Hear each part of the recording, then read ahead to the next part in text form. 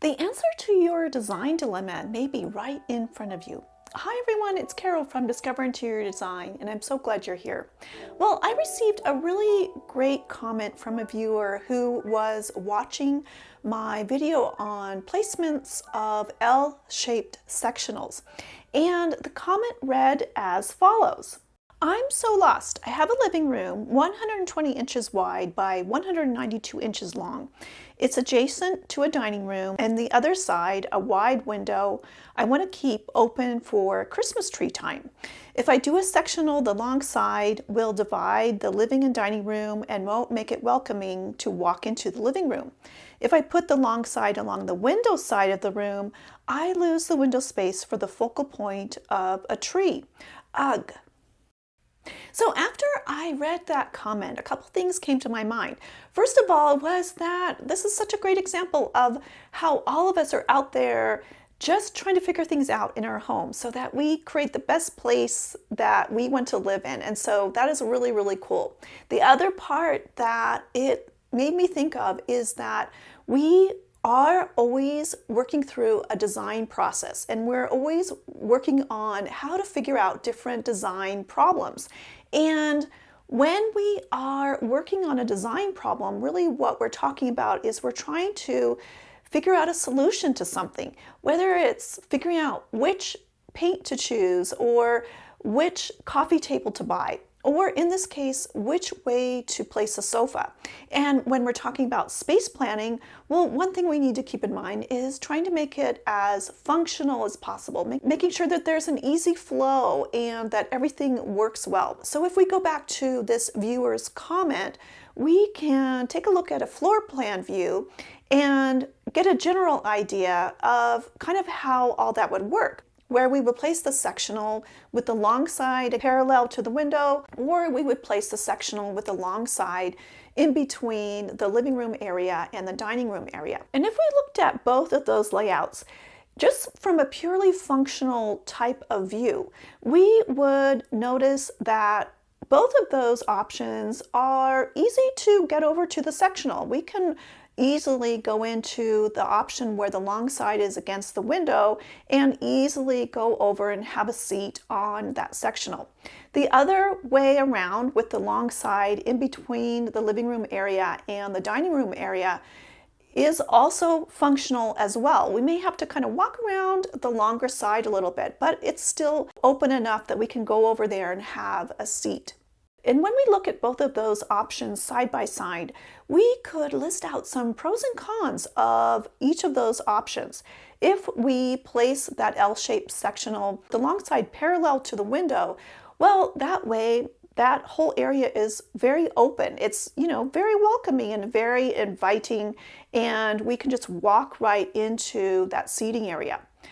But the con of that is that there isn't space for a Christmas tree. So this viewer would need to figure out another place for the Christmas tree or move things around every year. The other option where we would have the long side in between the living room area and the dining room area is also functional. But yes, that long side sticks out and we would need to walk around that to get into the sectional. But that could still work, and it can still provide a welcoming and inviting area for everyone to go have a seat in the sectional. So when we have these two different options for this space, that is a good thing because that's giving us two different solutions to our design problem of where to place the sectional.